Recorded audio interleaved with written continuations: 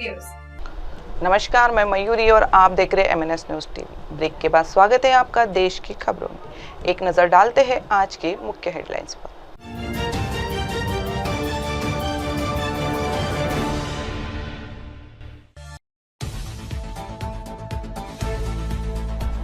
नोएडा में पहले मारी जोरदार टक्कर, ट्रैफिक पुलिसकर्मी को कार के बोनट पर 500 मीटर तक घसीटा।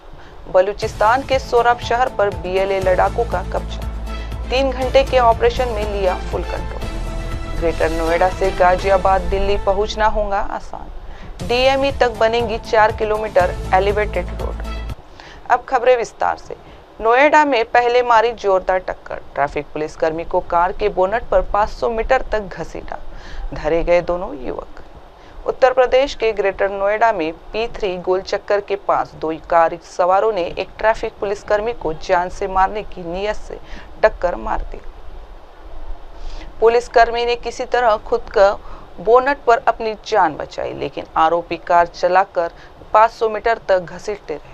पुलिस ने परी चौक पर दोनों आरोपियों को अरेस्ट कर लिया है। आरोपियों की पहचान हिमांशु निवासी चिंपियाना बुर्जुग और अमन निवासी गांव नवाडी, थाना बरकच्चो, जिला कोडरमारा, झारखंड के रूप में हुई है।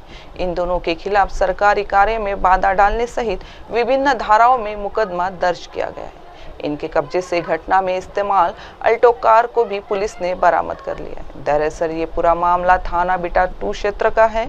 यहाँ शुक्रवार को P3 गोल चक्कर के पास अल्टो कार चला रहे सवार 2 लोगों ने एक ट्रैफिक पुलिसकर्मी को टक्कर मारने की कोशिश की।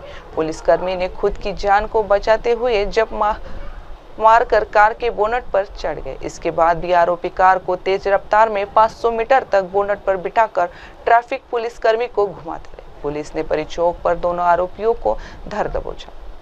TI प्रफुल्ल ने बताया कि ट्रैफिक पुलिस शुक्रवार को P3 गोल चक्कर के पास नियमित चेकिंग कर रही थी। ट्रैफिक पुलिस ने जब उन्हें रुकने का इशारा किया तो रुकने के बजाय कार चालकों ने जान से मारने की नीयत से ट्रैफिक पुलिस के मुख्य आरक्षी जीतराम को टक्कर मारकर घसीटने की कोशिश की और मौके से फरार होने की कोशिश की। ट्रैफिक पुलिस की तरफ से तुरंत ही इसकी जानकारी स्थानीय पुलिस को दी गई। थाना प्रभारी निरीक्षक विनोद कुमार ने बताया कि आरोपियों के खिलाफ सरकारी काम में बाधा पहुंचाने, गलत तरीके से गाड़ी चलाने और चोट पहुंचाने की धाराओं में केस रजिस्टर कर लिया गया है।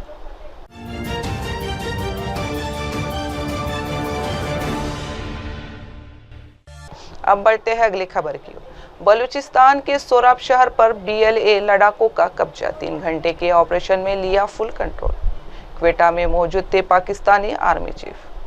पाकिस्तान से बलूचिस्तान की आज़ादी के लिए लड़ रहे सशस्त्र समूह बलूच लिबरेशन आर्मी ने सोराब शहर पर नियंत्रण स्थापित कर लिया है। शुक्रवार को समूह ने दावा किया कि इसके लड़ाकों ने सोराब शहर में बैंकों और पुलिस स्टेशनों समेत प्रमुख सरकारी प्रतिष्ठानों पर कब्जा कर लिया है। BLA के प्रवक्ता जियान बलूच ने मीडिया को दिए बयान में कहा कि हमारे लड़ाकों ने आज शाम सोराब शहर पर पूरा नियंत्रण कर लिया और दुश्मन के सभी सैन्य, प्रशासनिक और वित्तीय ढांचे को पंगु बना दिया है। उन्होंने बताया कि शहर पर कब्जे के लिए 3 घंटे तक ऑपरेशन चला, जिस दौरान BLA लड़ाकों ने शहर के सभी महत्वपूर्ण स्थानों और राजमार्गों पर कब्जा जमा लिया। इस दौरान levy police station, DC office, guest house और बैंक पर नियंत्रण कर लिया गया। प्रवक्ता ने यह भी कहा कि ऑपरेशन के दौरान लड़ाकों ने लेवी और पुलिस कर्मियों को हिरासत में ले लिया। पुलिस स्टेशनों और DC कार्यालय की सुरक्षा चौकियों से 30 क्लासिको, दूसरे हथियार और युद्ध उपकरण जब्त किए गए। इसकी तस्वीरें भी समूह में जारी की है। सोराब शहर पर पूरी तरह नियंत्रण के अलावा BLA ने क्वेटा कराची मुख्य राजमार्ग और सोराब गदर राजमार्ग पर चेक पॉइंट करके राज्य में होने वाली आवाजाही पर प्रतिबंध कड़े कर दिए।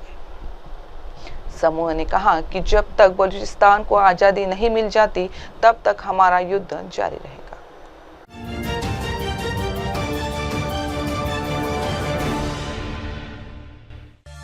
अब बढ़ते हैं अगली खबर की ओर। ग्रेटर नोएडा से गाजियाबाद दिल्ली पहुंचना होगा आसान, DME तक बनेगी 4 किलोमीटर एलिवेटेड रोड, योजना जारी। उत्तर प्रदेश के ग्रेटर नोएडा को प्रदेश के अन्य भाग NCR और दिल्ली से हाई स्पीड कनेक्टिविटी योजना पर लगातार काम चल रहा है। जेवर इंटरनेशनल एयरपोर्ट और इंटरनेशनल फिल्म सिटी को लेकर इस इलाके में हलचल तेज होने वाली है। ऐसे में कनेक्टिविटी को बेहतर बनाने को योजना तैयार की जा रही है। ग्रेटर नोएडा प्राधिकरण ने ग्रेटर नोएडा वेस्ट में एक मूर्ति चौक को शाहबेरी और क्रॉसिंग रिपब्लिक के माध्यम से NH9 से जोड़ने वाली 4 किलोमीटर एलिवेटेड रोड के लिए योजना तैयार की है। ग्रेटर नोएडा में बनने वाले इस एलिवेटेड रोड से दिल्ली मेरठ एक्सप्रेसवे के माध्यम से ग्रेटर नोएडा वेस्ट, गाजियाबाद और दिल्ली के बीच कनेक्टिविटी बेहतर हो जाएगी। एलिवेटेड रोड इस क्षेत्र में कई कनेक्टिविटी परियोजनाओं में से एक है। इस इलाके में नोएडा एक्सप्रेसवे, बाईपास और चिल्ला एलिवेटेड रोड का निर्माण कार्य चल रहा है। नोएडा एयरपोर्ट के चालू होने के बाद ट्रैफिक में काफी इजाफा की आशंका को देखते हुए इन योजनाओं पर काम पहले से चल रहा है। इसी महीने की शुरुआत में ग्रेटर नोएडा प्राधिकरण ने इलाके में भीड़भाड़ को कम करने के लिए शाहबेरी के माध्यम से इटेंडा, राउंड अबाउट और क्रॉसिंग रिपब्लिक के बीच 3 किलोमीटर के हिस्से को चौड़ा किया। इलाके में गौर चौक के पास ताज एक्सप्रेसवे पर एक अंडरपास का भी निर्माण किया जा रहा है।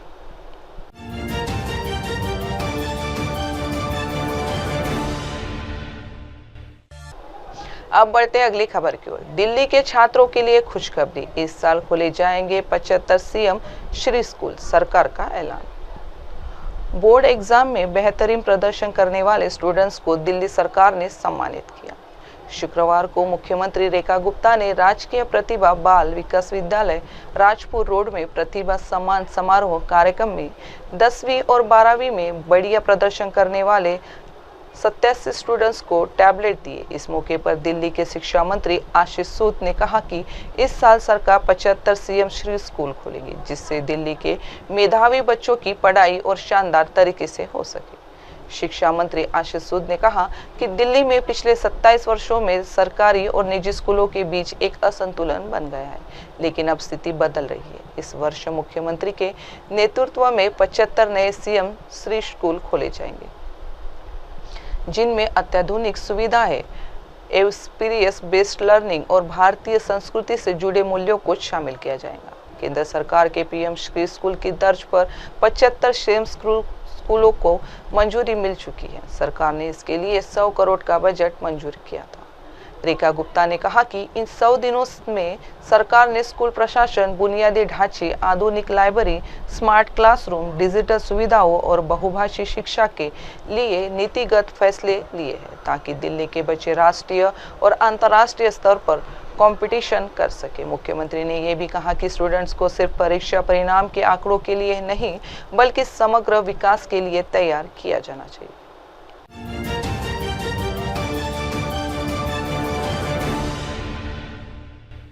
अब बढ़ते हैं अगली खबर की ओर। विदेशी मुद्रा भंडार के मोर्चे पर बम बम, एक ही सप्ताह में $7 अरब की बढ़ोतरी। पिछले दिनों भारतीय शेयर बाजार में फिर से तेजी दिखी। तेजी की वजह शेयर बाजार में विदेशी निवेशकों की एक बार फिर से वापसी बताई जा रही। इसका असर भारत के विदेशी मुद्रा भंडार पर भी पड़ा है। तभी तो बीते 23 मई को समाप्त सप्ताह के दौरान अपने विदेशी मुद्रा भंडार में $6.99 बिलियन की भारी बढ़ोतरी हुई है। इससे एक सप्ताह पहले विदेशी मुद्रा भंडार में $4.9 बिलियन की कमी हुई थी। उधर कंगाल पाकिस्तान के पास इस समय कितनी विदेशी मुद्रा बची है, इसका पता नहीं चल पा रहा है, क्योंकि पाकिस्तानी स्टेट बैंक की वेबसाइट को भारत में इस समय देख पाना संभव नहीं। भारतीय रिजर्व बैंक की तरफ से शुक्रवार को जारी आंकड़ों के मुताबिक 23 मई 2025 को समाप्त सप्ताह के दौरान भारत के विदेशी मुद्रा भंडार में $6.992 बिलियन की भारी बढ़ोतरी हुई है। अब यह बढ़कर $692.721 बिलियन तक पहुंच गया है। इससे एक सप्ताह पहले यानी 16 मई को अपने भंडार में $4.9 बिलियन की कमी हुई थी। गौरतलब है कि इससे पहले 27 सितंबर 2024 को समाप्त सप्ताह के दौरान अपना विदेशी मुद्रा भंडार $704.885 बिलियन पर के रिकॉर्ड उच्चतम स्तर पर था। डॉलर में अभिव्यक्त किए जाने वाली विदेशी मुद्रा अस्थियों में यूरो, पौंड और येन जैसे गैर अमेरिकी मुद्राओं में आई घटबढ़ के प्रभाव को भी शामिल किया जाता है। तभी तो बीते 23 मई को समाप्त सप्ताह के दौरान अपने विदेशी मुद्रा भंडार में $6.99 बिलियन की भारी बढ़ोतरी हुई है। इससे एक सप्ताह पहले विदेशी मुद्रा भंडार में $4.9 बिलियन की कमी हुई थी। उधर कंगाल पाकिस्तान के पास इस समय कितनी विदेशी मुद्रा बची है इसका पता नहीं चल पा रहा है, क्योंकि पाकिस्तानी स्टेट बैंक की वेबसाइट को भारत में इस समय देख पाना संभव नहीं है। भारतीय रिजर्व बैंक की तरफ से शुक्रवार को जारी आंकड़ों के मुताबिक 23 मई 2025 को समाप्त सप्ताह के दौरान भारत के विदेशी मुद्रा भंडार में $6.992 बिलियन की भारी बढ़ोतरी हुई है।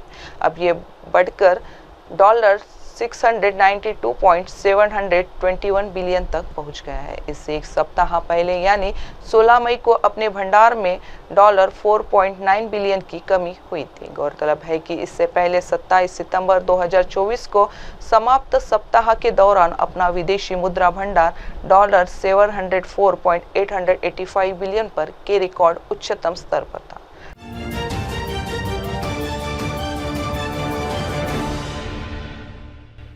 इनकम टैक्स भरना हुआ और भी आसान। ITR 1 और ITR 4 फॉर्म भरने वालों के लिए सरकार ने जारी की ये खास सुविधा। इनकम टैक्स विभाग ने असेसमेंट ईयर 2025-26 के लिए इनकम टैक्स रिटर्न फॉर्म 1 और 4 के एक्सेल यूटिलिटी वर्जन जारी कर दी है।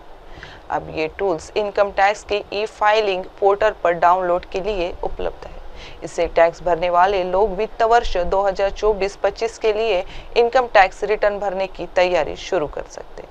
एक्सेल यूटिलिटी वर्जन में इनकम टैक्स रिटर्न फाइल करना काफ़ी आसान होगा। आयकर विभाग ने सोशल मीडिया प्लेटफॉर्म एक्स पर एक पोस्ट के जरिए एक्सेल यूटिलिटीज जारी करने की घोषणा की। आयकर विभाग ने एक्स पर कहा, ध्यान दें, टैक्स पेयर्स AY 2025-26 के लिए ITR 1 और ITR 4 के लिए एक्सेल यूटिलिटी शुरू कर दी गई है और अब ये टैक्स पेयर्स के लिए उपलब्ध है।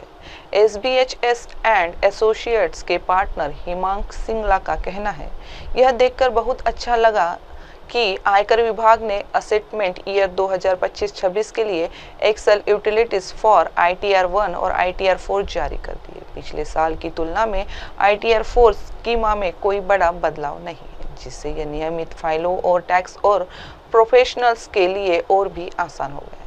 वे आगे कहते हैं, हालांकि ITR 1 के स्कीमा में एक बहुत ही महत्वपूर्ण बदलाव किया गया है। यूटिलिटी में यह एक नया वैलिडेशन रूल पेश किया गया है। इसके अंतर्गत स्पेशल रेट्स के तहत या online games, lottery, crypto, property transfer जैसे स्रोतों ने इनकम वाले टैक्स पेयर्स को ITR 2 या अन्य उपयुक्त फॉर्म का उपयोग करना होगा।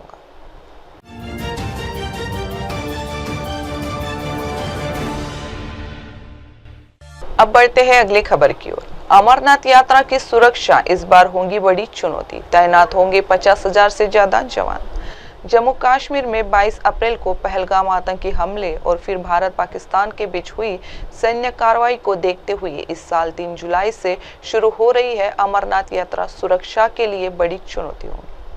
इसे देखते हुए 29-30 मई को जम्मू कश्मीर दौरे पर गए केंद्रीय गृह मंत्री अमित शाह ने खुद अमरनाथ तीर्थयात्रा की तैयारियों के लिए सिक्योरिटी रिव्यू किया। गृह मंत्री ने सुरक्षा बलों को सतर्कता बरतने की निर्देश दिए। आतंकी हमला होने की आशंका के चलते इस बार अमरनाथ यात्रा के दोनों रूट पर केंद्रीय सशस्त्र पुलिस बलों की 581 कंपनियां यानी 52,000 से अधिक जवान तैनात होंगे। इनमें जम्मू कश्मीर पुलिस के जवान अलग होंगे। सूत्रों ने बताया कि इसके लिए गृह मंत्रालय ने इसके लिए मंजूरी भी दे दी है। 581 कंपनियों में सबसे अधिक 219 कंपनियां CRPF की, 143 BSF, 97 SSB, 62 ITBP और 60 कंपनियां CISF की तैनात की जाएंगी। ये सारी कंपनियां जून में के बाद दोनों रूटों की भौगोलिक स्थिति देखते समेत अपनी अपनी पोस्ट पर तैनाती शुरू कर देंगे। गृह मंत्री अमित शाह के अलावा जम्मू कश्मीर पुलिस के DGP नलिन प्रभात, CRPF के DG ज्ञानेंद्र प्रताप सिंह और BSF के DG दलजीत सिंह चौधरी ने भी जम्मू कश्मीर पहुंचकर अमरनाथ यात्रा के लिए सिक्योरिटी रिव्यू किया है। एजेंसियों ने बताया कि अमरनाथ यात्रा की सुरक्षा के लिए ड्रोन और हेलीकॉप्टर से निगरानी रखने के साथ ही जम्मू कश्मीर में 22 अप्रैल को पहलगाम आतंकी हमले और फिर भारत पाकिस्तान के बीच हुई सैन्य कार्रवाई को देखते हुए इस साल 3 जुलाई से शुरू हो रही है अमरनाथ यात्रा सुरक्षा के लिए बड़ी चुनौती होगी। इसे देखते हुए 29-30 मई को जम्मू कश्मीर दौरे पर गए केंद्रीय गृह मंत्री अमित शाह ने खुद अमरनाथ तीर्थ यात्रा की तैयारियों के लिए सिक्योरिटी रिव्यू किया। गृह मंत्री ने सुरक्षा बलों को सतर्कता बरतने की निर्देश दिए। आतंकी हमला होने की आशंका के चलते इस बार अमरनाथ यात्रा के दोनों रूट पर केंद्रीय सशस्त्र पुलिस बलों की 581 कंपनियां यानी 52,000 से अधिक जवान तैनात होंगे। इनमें जम्मू कश्मीर पुलिस के जवान अलग होंगे। सूत्रों ने बताया कि इसके लिए गृह मंत्रालय ने इसके लिए मंजूरी भी दे दी है। 581 कंपनियों में सबसे अधिक 219 कंपनियां सीआरपीएफ की, 143 बीएसएफ, 97 एसएसबी, 62 आईटीबीपी और 60 कंपनियां सीआईएसएफ की तैनात की जाएंगी। ये सारी कंपनियां जून में के बाद दोनों रूटों की भौगोलिक स्थिति देखते समेत अपनी अपनी पोस्ट पर तैनाती शुरू कर देंगे। गृह मंत्री अमित शाह के अलावा जम्मू कश्मीर पुलिस के डीजीपी नलिन प्रभात, सीआरपीएफ के डीजी ज्ञानेंद्र प्रताप सिंह और बीएसएफ के डीजी दलजीत सिंह चौधरी ने भी जम्मू कश्मीर पहुंचकर अमरनाथ यात्रा के लिए सिक्योरिटी रिव्यू किया है। एजेंसियों ने बताया कि अमरनाथ यात्रा की सुरक्षा के लिए ड्रोन और हेलीकॉप्टर से निगरानी रखने के साथ ही डॉग स्क्वाड से भी निगरानी रखी जाएगी।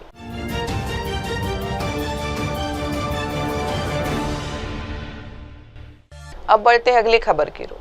शशि थरूर की नाराजगी देख कोलंबिया ने वापस लिया पाकिस्तान की हिमायत वाला बयान। भारत की बड़ी कूटनीतिक जीत। भारत को पाकिस्तान के खिलाफ अपनी कूटनीतिक लड़ाई में बड़ी कामयाबी मिली। शशि थरूर की अगुवाई वाले प्रतिनिधिमंडल के ऐतराज के बाद कोलंबिया ने पाकिस्तान के हक में दिया अपना बयान वापस ले लिया। कोलंबिया सरकार ने ऑपरेशन सिंदूर के दौरान पाकिस्तान में हुई मौतों पर संवेदना व्यक्त की थी, जबकि पहलगाम हमले पर चुप्पी साधी थी। अब कोलंबिया ने पाक की हिमायत में दिया अपना बयान वापस ले लिया और भारत के आतंक विरोधी रुख के समर्थन का भरोसा दिया है। कांग्रेस सांसद शशि थरूर के नेतृत्व वाले सर्वदलीय प्रतिनिधिमंडल ने कोलंबिया की राजधानी बोगोटा में भारत का रुख रखा। थरूर ने कहा, हम कोलंबिया सरकार की प्रतिक्रिया से निराश हुए। उन्होंने ऑपरेशन सिंदूर के बाद पाकिस्तान में हुए मौतों पर संवेदना व्यक्त की, लेकिन पहलगाम आतंकी हमले के पीड़ितों के लिए सहानुभूति नहीं दिखाई। हम कोलंबिया में अपने दोस्तों से कहेंगे कि आतंकवादियों को भेजने वालों और उनका विरोध करने वालों के बीच कोई समानता नहीं हो सकती।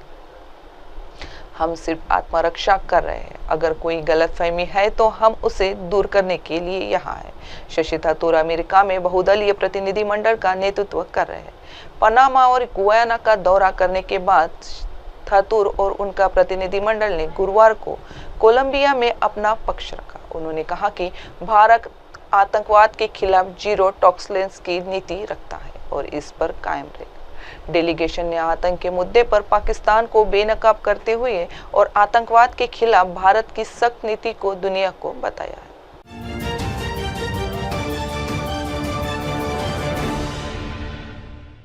अब बढ़ते हैं अगली खबर की ओर। तेजस्वी की ताजपोशी की तारीख तय। बिहार चुनाव से पहले लालू यादव को रिप्लेस करेंगे आरजेडी के तेज। लालू यादव की पार्टी आरजेडी के संगठन के चुनाव हो रहे हैं। पहला चरण पूरा हो चुका है, अब दूसरा और तीसरा चरण बाकी है। इसके बाद प्रदेश और राष्ट्रीय अध्यक्ष का चुनाव होगा। जानकारी के अनुसार आरजेडी में संगठन चुनाव का पहला दौर पूरा हो गया है। इसमें प्राथमिक और पंचायत स्तर के चुनाव हुए। अब 31 मई से प्रखंड कमेटियों के चुनाव होंगे। 5 जून से जिला कमेटियों के चुनाव शुरू होंगे। 14 जून से प्रदेश अध्यक्ष के चुनाव की प्रक्रिया शुरू हो जाएगी। राष्ट्रीय अध्यक्ष का चुनाव 24 जून के बाद होगा। 5 जुलाई को राष्ट्रीय अध्यक्ष चुना जाएगा। आरजेडी के राष्ट्रीय सहायक निर्वाचन पदाधिकारी चिंतरंजन गगन ने बताया कि बिहार और झारखंड समेत सभी राज्यों में प्राथमिक और पंचायत इकाइयों के चुनाव हो चुके हैं। राष्ट्रीय निर्वाचन पदाधिकारी डॉक्टर रामचंद्र पूर्वे ने प्रखंड डेलीगेट की अंतिम सूची को मंजूरी दे दी। इसके बाद यह सूची जारी कर दी गई है। राज्य निर्वाचन पदाधिकारी डॉक्टर तनवीर हसन, सहायक राज्य निर्वाचन पदाधिकारी ई अशोक यादव, देव किशोर ठाकुर और सारिका पासवान ने भी अपने अपने राज्यों में प्रखंड डेलीगेट की सूची जारी की है। बिहार की राजनीति में चर्चा है कि क्या जगनानंद सिंह प्रदेश अध्यक्ष बनेंगे या रहेंगे। वे पार्टी के पहले स्वर्ण प्रदेश अध्यक्ष है और काफी प्रभावशाली नेता माने जाते हैं। हालांकि लालू यादव का राष्ट्रीय अध्यक्ष बनना लगभग तय माना जा रहा है। पार्टी के अंदरूनी सूत्रों की माने तो इस बार चुनाव में युवाओं को भी मौका मिल सकता है। इससे पार्टी को नई ऊर्जा मिलेगी और वो भी मजबूत होंगी। चर्चा में ये भी कि पार्टी की कमान तेजस्वी यादव को भी दिया जा सकता है।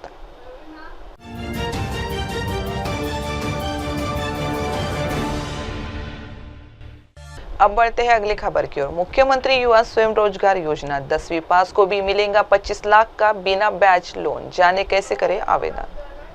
यूपी में स्वयं रोजगार के लिए चलाई जा रही योजनाएं काफी सफल साबित हो रही है। नौकरी की तलाश क्यों करना जब आपके पास बिजनेसमैन बनने का सुनहरा मौका है। उत्तर प्रदेश में स्वयं रोजगार को बढ़ावा देने के लिए यूपी सरकार की कई योजनाएं हैं। इनमें से एक है मुख्यमंत्री युवा स्वयं रोजगार योजना। इस योजना के तहत सरकार की ओर से आप 25 लाख रुपए तक का प्रोजेक्ट शुरू कर सकते हैं। आपको 5 से 10% पैसा के खुद जुटाना है, बाकी सरकार की ओर से आपको लोन मिल जाएगा। खास बात, इस योजना के तहत सरकार सब्सिडी भी देती है। आइए जानते हैं मुख्यमंत्री युवा स्वयं रोजगार योजना क्या है। यूपी में बेरोजगारी को दूर करने और नौकरी पर निर्भरता को कम करने के लिए कई तरह की योजनाएं चलाई जा रही हैं। मुख्यमंत्री युवा उद्यम योजना की तरह मुख्यमंत्री युवा रोजगार योजना भी ऐसी ही एक योजना है। युवाओं को खुद का बिजनेस शुरू करने को प्रोत्साहित करने के लिए स्वयं रोजगार योजना प्रभावशाली विकल्प बनकर उभरी है। उत्तर प्रदेश सरकार ने राज्य के युवाओं को आत्मनिर्भर और स्वावलंबी बनाने के लिए मुख्यमंत्री युवा स्वयं रोजगार योजना शुरू की थी। इस योजना के तहत 18 से 40 साल के बेरोजगार युवाओं को 25 लाख तक का लोन देकर खुद का बिजनेस शुरू करने के लिए आर्थिक मदद दी जाती है। इस तरह न सिर्फ युवाओं को रोजगार मिल रहा है, बल्कि राज्य में रोजगार के अवसर भी ज्यादा बन रहे हैं। लोन के साथ साथ युवाओं को सब्सिडी और उचित मार्गदर्शन भी दिया जाता है, ताकि वह सफल उद्यमी बन पाए और ज्यादा से ज्यादा लोगों को रोजगार दे सके। उत्तर प्रदेश में स्वयं रोजगार को बढ़ावा देने के लिए यूपी सरकार की कई योजनाएं हैं। इनमें से एक है मुख्यमंत्री युवा स्वयं रोजगार योजना। इस योजना के तहत सरकार की ओर से आप 25 लाख रुपए तक का प्रोजेक्ट शुरू कर सकते हैं। आपको 5 से 10% पैसा के खुद जुटाना है, बाकी सरकार की ओर से आपको लोन मिल जाएगा। खास बात, इस योजना के तहत सरकार सब्सिडी भी देती है। आइए जानते हैं मुख्यमंत्री युवा स्वयं रोजगार योजना क्या है। यूपी में बेरोजगारी को दूर करने और नौकरी पर निर्भरता को कम करने के लिए कई तरह की योजनाएं चलाई जा रही हैं। मुख्यमंत्री युवा उद्यम योजना की तरह मुख्यमंत्री युवा रोजगार योजना भी ऐसी ही एक योजना है। युवाओं को खुद का बिजनेस शुरू करने को प्रोत्साहित करने के लिए स्वयं रोजगार योजना प्रभावशाली विकल्प बनकर उभरी है। उत्तर प्रदेश सरकार ने राज्य के युवाओं को आत्मनिर्भर और स्वावलंबी बनाने के लिए मुख्यमंत्री युवा स्वयं रोजगार योजना शुरू की थी। इस योजना के तहत 18 से 40 साल के बेरोजगार युवाओं को 25 लाख तक का लोन देकर खुद का बिजनेस शुरू करने के लिए आर्थिक मदद दी जाती है। इस तरह न सिर्फ युवाओं को रोजगार मिल रहा है, बल्कि राज्य में रोजगार के अवसर भी ज्यादा बन रहे हैं। लोन के साथ साथ युवाओं को सब्सिडी और उचित मार्गदर्शन भी दिया जाता है, ताकि वह सफल उद्यमी बन पाए और ज्यादा से ज्यादा लोगों को रोजगार दे सके। अब वक्त हो चुका है एक छोटे से ब्रेक का। देखते रहिए MNS न्यूज टीवी। नमस्कार। हाय हेलो नमस्कार, मैं हूं पंकज विष्णु और आप देख रहे हैं MNS न्यूज। आप देख रहे हैं MNS न्यूज, सच जरूर।